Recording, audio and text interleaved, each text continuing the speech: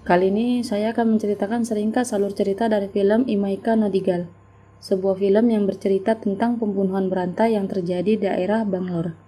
Film diawali dengan memperlihatkan seorang pria yang menyebut dirinya sebagai Rudra menculik seorang gadis, anak dari seorang pengusaha bernama Jessica. George, ayahnya, telah menyiapkan sejumlah uang yang diminta Rudra untuk membebaskan Jessica. Rudra menyuruhnya untuk tidak melibatkan polisi ataupun CBI jika dia ingin anaknya selamat. Rudra kemudian menyuruh George untuk mengikuti semua perintahnya dan mengarahkannya pada suatu tempat. Diam-diam tanpa diketahui Rudra, George bekerja sama dengan Anjali, seorang petugas CBI. Anjali mengikutinya dari jauh dan menyadap telepon George. Rudra menyuruh George meletakkan tas berisi uang itu ke dalam mobil putih di seberang jalan. Anjali meminta seluruh timnya untuk bersiaga, tapi mereka semua terkejut saat menyadari bahwa mobil putih yang dimaksud ternyata adalah mobil putih milik anggota tim Anjali. Ternyata Rudra mengetahui rencana dan penyadapan yang dilakukan mereka. George panik, tapi Rudra lalu menyuruhnya untuk menaiki mobil itu seorang diri dan menyuruhnya datang ke rooftop sebuah gedung. Tapi sesampainya di sana, George tidak menemukan siapapun. Dari telepon, Rudra menyuruhnya untuk membuang tasnya ke bawah yang mengarah ke basement gedung. Anjali dan timnya menuju ke sana, tapi lagi-lagi selain tas hitam yang tadi dilempar George, mereka tidak menemukan siapapun di sana. Istrinya George merasa aneh dengan tas itu, dan benar saja ketika dia membukanya, tas itu berisi potongan tubuh Jessica yang masih berlumuran darah. George dan istrinya berteriak histeris, sementara Anjali dan timnya hanya bisa diam melihat mereka. Keesokan harinya, setelah mengantar Shalu anaknya, Anjali mendapat telepon dari Anbu Arsan yang menyuruhnya menonton berita yang menyiarkan langsung telepon dari Rudra. Rudra menyebut dirinya adalah Rudra yang sama yang telah melakukan pembunuhan 4 tahun yang lalu.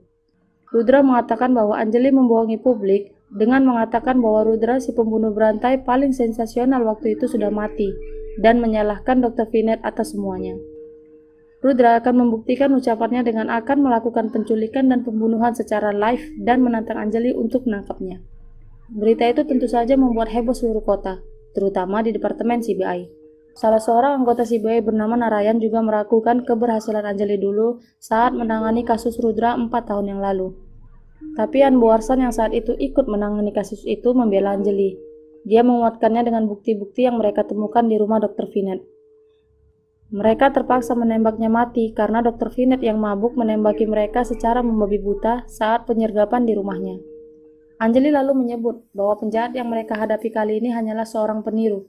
Anjali berjanji akan segera menangkapnya. Sementara itu di Chennai, Arjun, adiknya Anjali, terlihat sedang meminum alkohol bersama teman-temannya di jembatan layang. Dia frustasi karena putus dengan Kriti. Vetri, temannya, bertanya tentang Kriti, dan Arjun kembali mengingat semua kenangannya bersama Kriti. Bagaimana dia bertemu dan akhirnya jatuh cinta pada gadis itu. Sin lalu memperlihatkan Anjali dan atasannya memberi klarifikasi atas perkataan Rudra dan mengatakan bahwa dia berbohong. Tapi setiap kali mereka berbicara, pesan dari Rudra dikirim serentak kepada seluruh awak media yang datang dan mengatakan bahwa justru pihak CBI lah yang berbohong. Atasannya yang merasa diremehkan memerintahkan Anjali untuk menangani kasus itu dengan cepat. Di ruang kerja Anjali, seorang polisi bernama Nageshwar memberikan sebuah VCD berisi rekaman Rudra sedang melakukan pembunuhan pada salah satu korbannya. Rudra menyuntikkan obat anti pembekuan darah sebelum korban dilukai hingga membuat darahnya terus mengalir yang akhirnya membuatnya meninggal. Anjali yang mengidentifikasi rekaman itu marah karena Nageshwar terlambat memberikan VCD itu dan tidak melakukan investigasi dengan benar. Rudra kembali melancarkan aksinya. Kali ini, dia menculik Swarup, anak dari seorang menteri dalam negeri. CBI yang mendapat informasi menemukan mobil Swarup di tengah jalan raya. Namun, tidak ada siapapun di dalam mobil. Beberapa saat setelah menteri dan istrinya datang, Rudra menelepon si menteri dan mengatakan bahwa Swarup ada di dalam bagasi mobil dengan bom yang telah dirakit dan berhubungan langsung dengan pintu bagasi yang membuat mereka tidak bisa sembarangan membukanya. Kepanikan semakin menjadi ketika media mulai berdatangan ke lokasi, tapi polisi segera memblokadenya. Rudra lalu meminta uang tebusan untuk menyelamatkan Swarup dan menyuruh menteri memberikan uang itu pada Anjali. Rudra mau Anjali yang membawa tas itu kepadanya karena dia ingin bertemu langsung dengan Anjali. Anjali lalu menyusun rencana dengan anak buahnya. Rudra menelepon Anjali dan menyuruhnya datang ke stasiun metro. Anjali menaiki mobilnya menuju stasiun. Di tengah perjalanan, Anjali memasukkan pelacak ke dalam tas. Saat di pintu pemeriksaan, Anjali lupa walkie-talkie-nya dan Rudra mengambilnya tanpa sepengetahuan tim Anjali yang lain. Beberapa anak buah Anjali mulai menyebar di stasiun. Rudra mendekatkan walkie-talkie itu ke speaker yang saat itu sedang memberikan pengumuman, sehingga mikrofon seluruh tim rusak. Rudra memantau mereka dari lantai atas dan tersenyum. Anjali diminta untuk naik ke komuter. Dari jauh, timnya mengikutinya. Tapi kemudian Anjali diminta keluar dari komuter, dan di saat itu pintu komuter tertutup dan seluruh tim akhirnya pergi meninggalkan Anjali seorang diri. Tiba-tiba listrik mati dan monitor CCTV yang memantau Anjali rusak. Rudra menutup wajahnya dengan kain dan menemui Anjali. Dia meminta tas itu lalu beranjak pergi. Anjali mengeluarkan borgol dan dengan cepat menangkap tangan Rudra. Dia lalu memborgol tangannya ke salah satu besi pembatas. Tapi Rudra justru mengucapkan see you again pada Anjali. Ternyata bukan tangan Rudra yang diborgol, tapi justru tangan Anjali. Rudra lalu pergi meninggalkan Anjali. Anak buah Anjali datang dan menyelamatkannya. Anjali menyuruh mereka untuk memantau pelacak yang dia pasang di dalam tas. Dia kembali menemui menteri dan melaporkan bahwa penculik itu sudah menerima uangnya tanpa mengatakan apapun. Sementara beberapa anggota CBI mengikuti jejak GPS yang dipasang Anjali dan bersiap menghadang, Rudra menghubungi si menteri sambil mengendarai mobil. Dia berterima kasih atas uang itu dan mempersilahkan mereka membuka bagasi mobil. Anjali bergegas membukanya, tapi Swarup tidak ada di sana. Si menteri semakin panik dan menanyakan keberadaan Swarup. Rudra lalu memberitahu bahwa Swarup ada di dalam bagasi mobil Anjali. Saat mereka membukanya, Swarup sudah tak bernyawa dengan tubuh bersimbah darah. Rudra justru menyalahkan Anjali atas kematian Swarup. Di lain tempat, seluruh anggota CBI yang sedang bersiaga juga berhasil diperdaya oleh Rudra. Alih-alih menangkapnya, mereka menemukan penyadap yang sebelumnya dimasukkan Anjali ada di dalam selokan. Anjali menjadi orang yang paling disalahkan atas semua kejadian itu. Sin lalu memperlihatkan Vinod yang memarahi Arjun karena telah mengabaikan kuliahnya hanya gara-gara putus dengan Kriti. Dia menunjukkan foto-foto Kriti bersama laki-laki lain. Arjun marah dan menghubungi Kriti, tapi tidak terjawab. Arjun lalu menghubungi salah satu teman Kriti, yaitu Jenny. Jenny memberitahu dia bahwa mereka ada di Bangalore untuk menghadiri pesta pernikahan temannya. Arjun memutuskan untuk menemui Kriti di sana. Dia berjanji akan menemui Kriti untuk terakhir kalinya dan menyelesaikan semua masalah mereka. Vinod menyetujui. Di dalam perjalanan, Arjun menceritakan bagaimana mereka putus. Kriti yang seorang model memiliki rekan pria bernama Surya. Arjun cemburu melihat keakraban mereka. Ditambah sejak menjadi model, waktu untuk mereka berdua berkurang. Arjun mempersalahkan hubungan Kriti dengan Surya. Kriti membatanya dan mengatakan bahwa Surya hanyalah rekan kerja. Di saat itu Surya menghubungi Kriti dan menyatakan perasaannya. Arjun marah dan tidak mau menerima penjelasan apapun dari Kriti.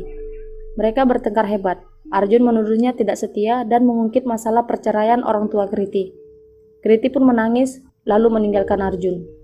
Sin kemudian memperlihatkan Anjali yang datang ke kafe di mana Arjun dan teman-temannya sedang makan es krim bersama Shalu anaknya. Vinod memberitahu Anjali alasan mereka datang ke Bangalore. Anjali menyuruh Arjun untuk segera menyelesaikan masalahnya dan pulang untuk melanjutkan kuliahnya. Tanpa mereka sadari, Rudra sedang menguping semua pembicaraan itu di ujung ruangan. Rudra menghubungi stasiun TV dan mengatakan bahwa dia akan kembali melakukan penculikan dan pembunuhan dalam waktu 1 jam. Anjali dan seluruh timnya bersiaga dan meningkatkan keamanan di pos-pos penjaga. Narayan datang dan melaporkan pada Anjali bahwa Rudra telah menculik Kritika Rao, anak dari seorang pemilik hotel. Anjali terkejut saat tahu bahwa dia adalah kekasih Arjun. Anjali menghubungi Arjun namun tidak ada jawaban. Dia lalu meminta Vinod untuk mengabarinya jika mendapatkan informasi tentang keberadaan Arjun. Sementara Anjali dan timnya sedang membahas rencana mereka, Rudra menyiarkan secara langsung tempat di mana Kriti berada. Kriti terlihat diikat di sebuah tiang di dalam tangki besar dengan keadaan air mengalir. Rudra bermaksud membunuhnya dengan membiarkannya mati tenggelam. Rudra kembali meminta uang tebusan dan memberi peringatan pada Anjali agar kali ini dia tidak macam-macam dengannya. Anjali dan Narayan sepakat untuk menyelamatkan Kriti lebih dulu lalu menyerahkan uang tebusan itu. Anjali meminta satu persatu pusat pembangkit listrik untuk mematikan listrik per daerah. Dengan begitu, dapat diketahui di daerah mana Rudra menyembunyikan Kriti. Anjali dan anak buahnya datang ke tempat pertemuan Rudra dan ayahnya Kriti. Setelah meletakkan tas, ayahnya Kriti pergi. Anjali menyuruh seluruh timnya bersiaga. Sementara itu di lain pihak, keberadaan Kriti akhirnya ditemukan. Narayan yang memimpin misi penyelamatan Kriti segera menuju lokasi dan segera membawa Kriti ke rumah sakit. Petugas monitor CCTV melaporkan bahwa ada seseorang yang telah mengambil tas. namun tidak dapat melihat wajahnya dengan jelas. Anjali segera bergerak mengikutinya. Dia menembak punggung orang itu dengan peluru karet, karena dia ingin tahu motif di balik pembunuhan yang telah dilakukannya. Seorang fotografer memberikan hasil foto orang itu pada Anjali. Anjali kaget karena orang itu ternyata adalah Arjun. Arjun berusaha berdiri dan mengambil tas lalu berlari. Namun Anjali yang takut penembak jitu menembaknya, kembali menembak punggung Arjun yang membuatnya jatuh dan pingsan. Rudra yang menyaksikan semua itu tersenyum dan berkata, "Game over."